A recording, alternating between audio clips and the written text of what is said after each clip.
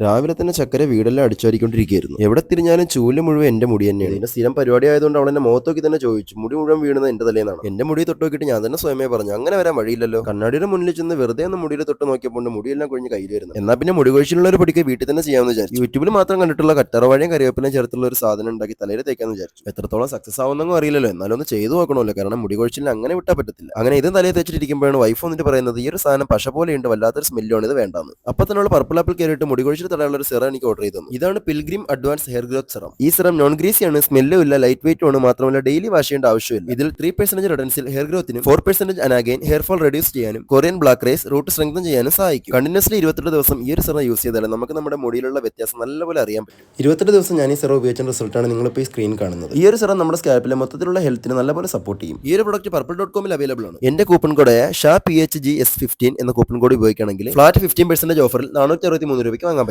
അല്ലെങ്കിൽ QR code scan ചെയ്താലും മതി.